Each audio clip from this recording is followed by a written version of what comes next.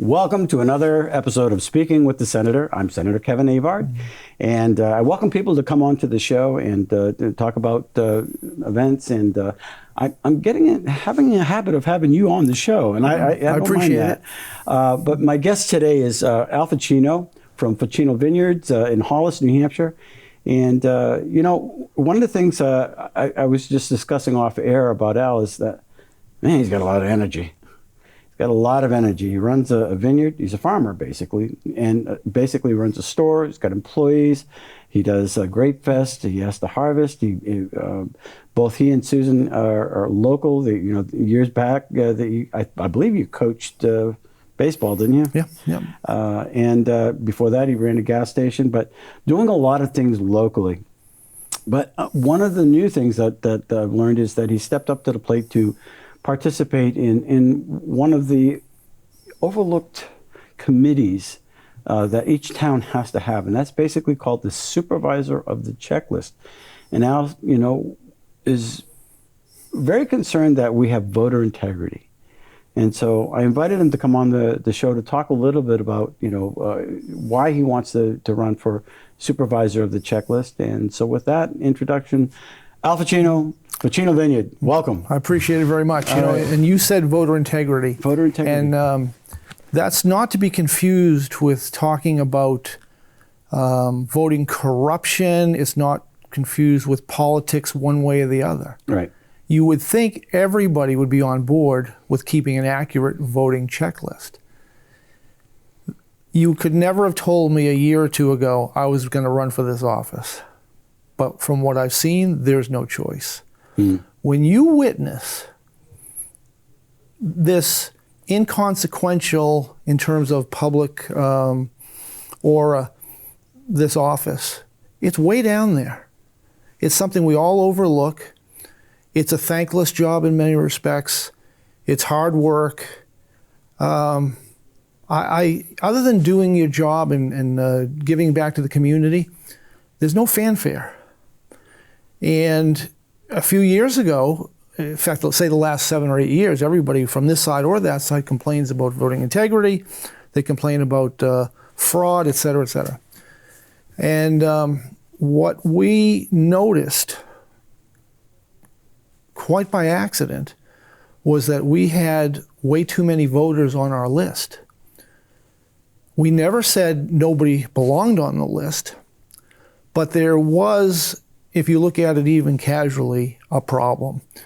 We had close to 7,700 names on our list in 2020, is when this all started, as being eligible to vote. If they're all legitimate, God bless, and everybody go vote. We had 5,890 people vote. We witnessed quickly that, we have a 76% voter turnout. We all pat ourselves on the back. We're all patriots, right and left. We elected who we elected. The problem was it's the same year the United States government did a census and said, Hollis, you have 8,342 people there. Well, having been involved with our kids going through the school system, we started the junior high baseball program, which still exists. It had never existed before, the junior high softball program. It wasn't hard to count up how many children go to this school system from K through 12. In addition, you have a handful of homeschoolers, et cetera. And let's even not count the people that just choose not to register. The numbers made no sense.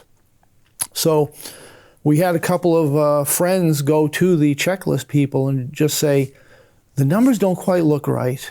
Can we see your meeting minutes? Now, why did we even go? Because you couldn't find the meeting minutes, which are required by state RSA, to be posted. Okay? Mm-hmm. So you grant them a mulligan because we're a small town. People, we like when things are done the old-fashioned, simple way. So maybe that's all it is. But we couldn't find them online.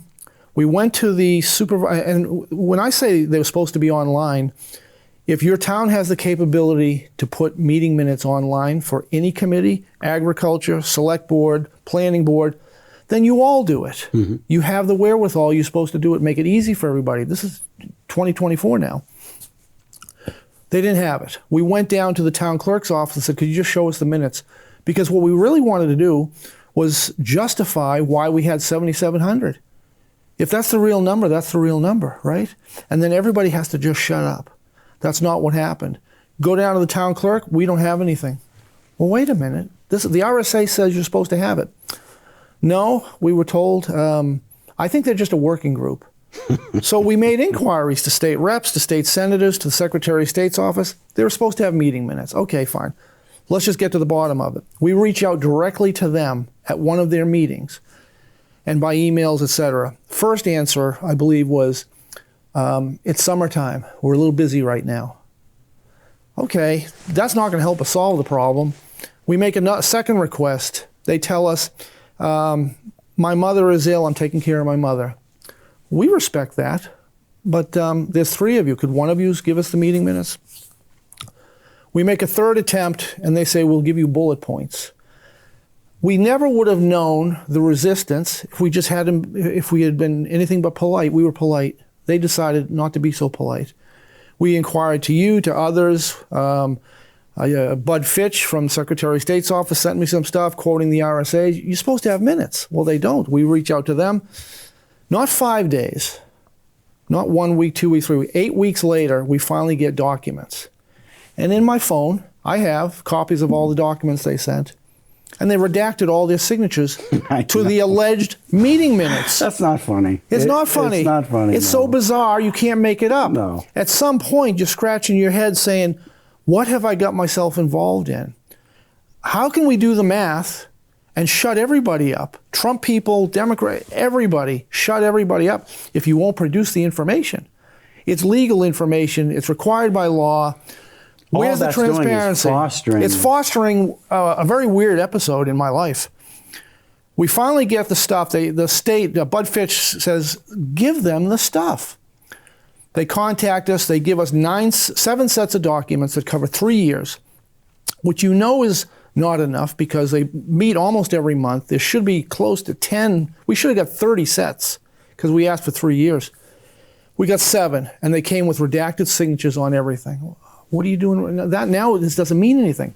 But we ignored it. We looked and we said, okay, let's just look at the numbers they did give us. Okay, that doesn't add up. It doesn't tell people how they went from here to here. If you go to the gas station and it says $1.50 a gallon, and you say, I'm filling a gas can 2 gallons, it should say $3 on the meter. That's the math. And if you don't agree with it, at least you can look in your gas can and measure with independent sources. So we had no capability of doing that. Can you believe this? Okay? I can. Okay. So we get all the stuff. We show the state. The state is like, what's going on? I show other checklist people what's going on.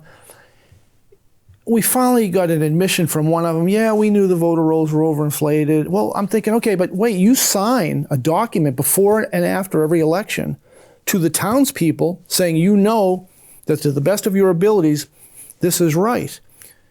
And now you're saying to us these 3 things. We knew the voter rolls were overinflated. Well, in 2020, that was a problem because of the absentee ballot thing. Now, I don't care who you voted for. I don't care why you voted absentee ballot.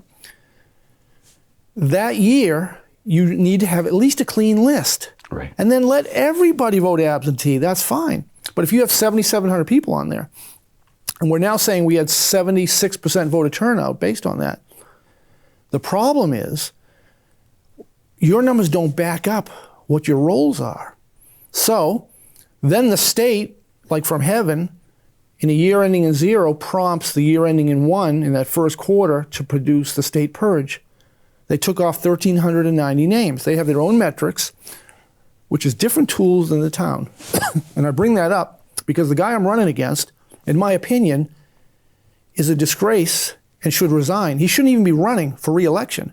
And I'm going to tell you why because of what he said in a little bit. So the state takes off 1,390 names. Now, in Hollis, it's a popular real estate market, but between November and then February or so when they did the purge, not that many people moved in and out to cause a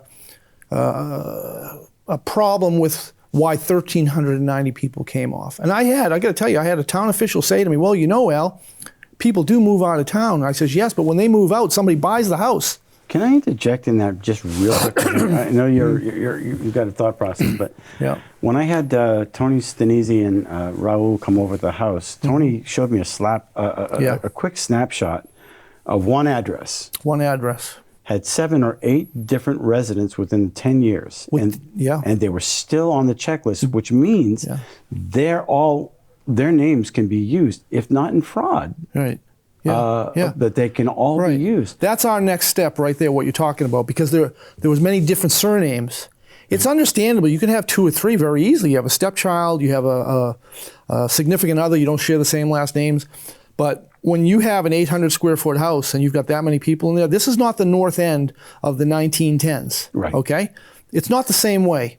So at least you got to look at them. Now, those names are still on there despite the state has done its purge, and despite the fact that we presented them and the state the whole permanent change of address request thing. But anyways, let me get back to this. So within months, we went from 76% voter turnout to like 93% voter turnout. Okay? Now, since it's still within the realm of possibility, you got to say, okay, that's still, okay. Where are your minutes? Start producing minutes. Let's talk about accuracy. Let's talk about 30-day letters. Bit by bit, we kept chipping at the block, a block that we didn't know existed. Okay? And every time they presented resistance to us, I had to say, this doesn't look right. It doesn't look ethical to me, in my opinion. It's certainly not transparent. In fact, my opponent chased around Tony at the town transfer station. It's people like you who are looking into this stuff. What are you talking about? Yeah, why are you even talking You're like chasing that? a guy around who simply said, and this guy's got a great reputation, Tony. Yeah. He's a very mild-mannered. Very mild-mannered. Okay? So for my opponent to be chasing him around is an embarrassment to our community. It's not a good reflection. It's malicious. It's antagonistic. And it is just beneath the character and reputation of the town I love. Okay? Now, we go to that 93% voter turnout. Myself and Mike McCormick last year went into one of the meetings, the select board checklist meeting, and my opponent, at the time, I never would have thought he'd be an opponent. I used to coach with the guy back when our kids were the same age. I said, here's 509 names of people that we have had. We've had this for quite a while. We wanted to wait till the Secretary of State came down, the Attorney General came down because of our looking into this, and they had a meeting with you all. We wanted to see that you would get on top of the game, just do the right thing. And then we're still, aside from the state purge, nothing's happening. And we know we have all these names. These people went to the post office, either online or in person, and said, I don't live in Hollis anymore. I live in Boca Raton, Florida. I live in Brookline, New Hampshire. I live in Nashua. I don't live in Hollis anymore. And you're not taking them off the list. And this guy, Tom Davies, says to me, where did you get this? I said, it's the same place Avon can get it. This is just public information. Well, I guess we're going to have to go to the post office, to the select board and ask for an increased budget for postage. That's your answer? Then he says to me, this is the kicker. This is why, what I'm going to say now, if you vote for this guy, you're either a family member, a good friend, I understand, or you're so hardcore against logic and lack of integrity that you'll vote for anybody. Because this is what he then said. In the year or two leading up to the state purge, we refrained from sending out 30-day letters. Now, let's freeze that. Refrain is a purposeful verb. Yep. Okay? Secondly, and I said this to him, you do know that the state purge is different criteria than your job. No answer. Okay? Now, in the ensuing months, between what we gave them and the state has a new tool, God bless the state, to help with permanent change of address stuff, they started sending out a bunch of 30-day letters. So we went from roughly 7,700 people. The last number I have memorized is December of this past year, 2023. So just 2 months, not even 2 months ago. We went down to 6,006. So you had 5,890 vote. You had 6,006 people now on the list 3 years after the election. Wow. With an increased population. I pulled the building permits they gave me for the last 10 years, but I only wanted to look at the last 4. 201 homes when I went that day. There may be 205 now, I don't know. But you have to assume that with 201 new homes, somewhere along the line, at least one adult in every one of those homes. There's probably 2 adults in every home because it's a family type town. But let's say only half the people bothered to register. and let's even only say, in terms of each household, only half of any household registered. Now that's 100.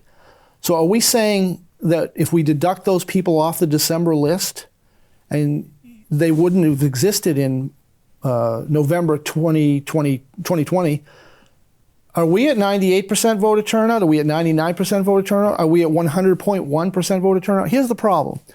Again, we never sought to prove there was any fraud.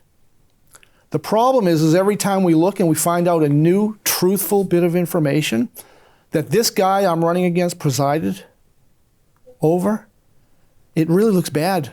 It looks shamefully bad. It's an embarrassment. There are people in town rooting for me to lose, okay?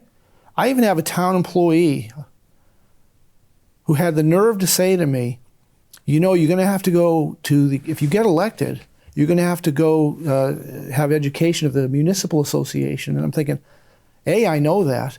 B, if the current guy went through that and still did the job he did with having no meeting minutes, with refraining from doing his job, he's the one you should be talking to. Don't insult me. And then the same person said to me, you know, you can't willy-nilly take people off the list.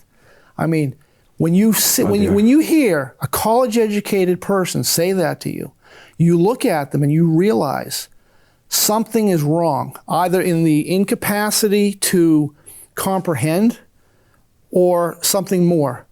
I lean towards the first answer, incapacity to comprehend. That's the kindest thing I can say, because if there's something more, that's criminal. Right. Okay? And I'm not going there. It's not where I want to go. It's not my intention. But I have people rooting against me because of I'm a Republican. I vote Republican. I'll be honest with you, I don't even know what I'm registered as. I think I'm undeclared. I just don't pay attention, but I think I'm Republican. Because at last election, I didn't have to go back in and change anything. But I kind of do that. I voted for Democrats in my life. I voted for Republicans. The problem with this is not, they want to make me an enemy. They want to make this a political thing of right versus left.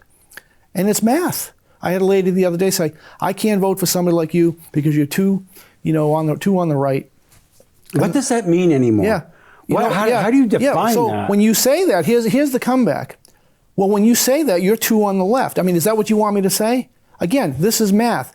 If your name is John Smith and you reside at 1 Fletcher Lane and you live there, you should be able to vote.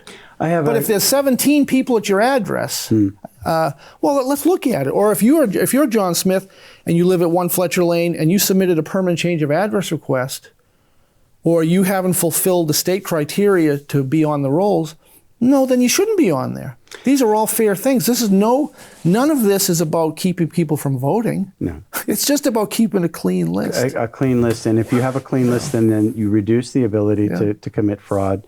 If you had all those 7 names on there and somehow one of those individuals voted that didn't live there and they don't even know that their name was used because of a mail-in, now you have voter fraud, and it's rife with that. I know that there are some seniors that they've been complaining because they get the call. Are you going to vote this year through the text or through a call? Yeah. And they get so put up with it, and they say no. Mm-hmm. So as soon as you say no, you're giving information. You're giving information that you could potentially be used for fraud. Yeah. If you say yes, I have to tell you two stories. We sat in on the Senate Bill 490 to testify. And Senator Murphy asked, I think her name was Erin Hennessy, if because he saw somebody vote in his precinct that he knew had moved, and he went to that person and says, "Why are you voting here?" And the person said, "Well, I'm just so used to it." Okay, that was it. I mean, that's all on video. But he then asked her, "Can you be registered in more than one?" I don't know if he said community or precinct. She said yes. And she said, because I could be registered in this precinct under this, but if I had a slightly different version of my name, technically it can happen. But then she said, of course, the town's clerks, the ballot people, checklist, they're supposed to communicate with each other. But she said yes. And Erin, by the way, works in the Secretary of State's office. Yeah, right. Yes. Nice lady. Yeah. Thankfully, she's kind of on our side. She wants to make the purges more frequent, and hopefully the groups can all come together. But between that and looking at the, I can't remember the other point I wanted to say. What's that? No, that's all No, right. That's all right. but that conversation basically happened when you folks came in to testify on SB 490. Right, yeah. And 490 did pass the Senate Yeah. just recently. I communicated that with you. Yeah. And 490 basically changes the period of time where the checklist has to be clean from 10 years. We reduced it down to 5. Yeah. And for people who are concerned about that, this is a standard practice that has existed for forever in everybody's lifetime. Every 10 years they do a cleanup. All we're saying is do it more frequently. Don't change the criteria. There was one state senator that asked you, will that, what about the person who can't go that day? They have to babysit. I ended up answering that. You had to leave, and I said the same criteria will exist. You're not changing anything. So if they didn't fulfill the criteria in this small block, even in a very worst case scenario, the criteria didn't change, and that person still can walk into the town clerk's office or on the day of the election and say, oh, geez, I'm not on there. How come I'm not on there? Well, the state cleaned your name up according to their criteria. No big deal. You go right over to the checklist. Which is right next door. And you go boom, boom, boom. Yep. If you have your ID, you're in. If you don't have your ID, you're still in, and they give you X amount of days to just produce the documentation. So just for the benefit of our watchers, how can they look at that video? How did you find it? The video of the testimony? Yeah. I enjoyed it. No, but how did you find it? Not how did you like it? Yeah. How did you find that video of the hearing? It was a YouTube video. Right. Yeah. And it's great. And you found it how? Somebody sent me the link, probably you. I don't know. I don't know. We were following the. Actually, yeah. I wrote to your office. Yeah. The government website. Yeah. Basically, every hearing that we have. Yeah. Yeah. For transparency now. Yeah. Thanks to a person I think that worked here, Dick. Dick, he's no longer here, but anyway, that was his dream that every hearing has it's fantastic video. Yeah. So you can look at it yourself. Yeah. This was SB 490. Yeah. And you, Raul, and Tony Stenese yeah. came in, and of course Secretary of State, Vice Chair or Vice, I don't know what her role is, but Aaron Hennessy was there, talking about this issue. Al, you're running for the supervisor of the checklist. Right. So I'm running against Tom Davies. Yep. I don't want to run against Tom Davies. Yep. Just go do your job. But you know what? When you shout in our face that we don't see what we see, when you tell us you don't have minutes, when your name is redacted from documents, and when you say you refrain for up to 1/3 of your term to do what you signed on to do, I got a problem with that. In my mind, anybody with decency would, like the old days would proverbially, you're just following your sword. Yeah. But even nicer and kinder, just own up to it to all the public and say, we erred, we made a mistake, we will do better. And you know what? We wash our hands. I don't want to do this. Yeah, it reminds me of, I have a constituent, she always signs her emails, you don't kick a skunk. And she's probably watching the show. But what's happening here is by them telling you, hey, look, whatever you're looking at, you really don't see it. They're gaslighting you. We're the ones that are wrong. Yeah. So don't question us because we're the elite. Yeah, I'm done. Enough of that. I think a lot of people are starting to push back and say, wait a minute. Yeah. This doesn't smell right. It doesn't feel right.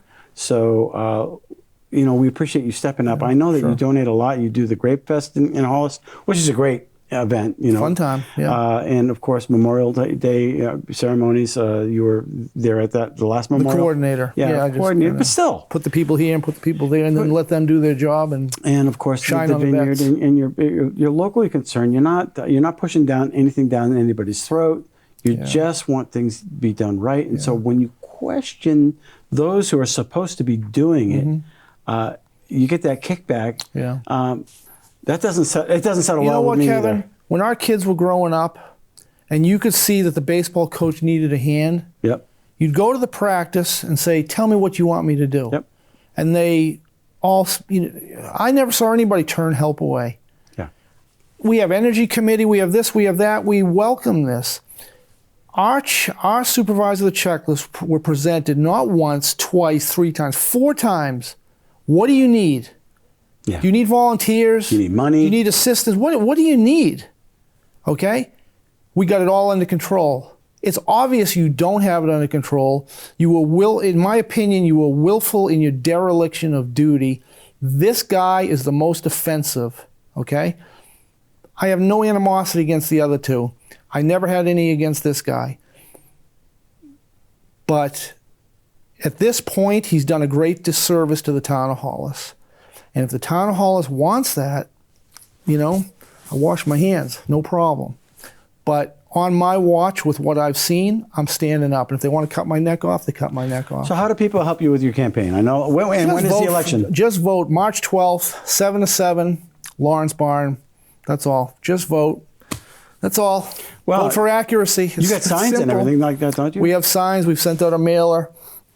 If people want to contact you and ask you a couple questions. 603-438-5984. I'll be at the transfer station tomorrow. Mm-hmm. Come throw tomatoes at me. Come say hi.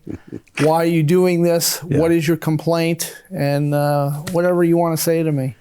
And my little follow-up, if you want to buy some good wine or have some entertainment, definitely Fulchino Vineyard. It's one of the hidden treasures here in the local area, in Nashville proper, if you will. It's right across the line in Hollis on Pine Hill Ave, Pine Hill Street. Pine Hill Road. Yep, road.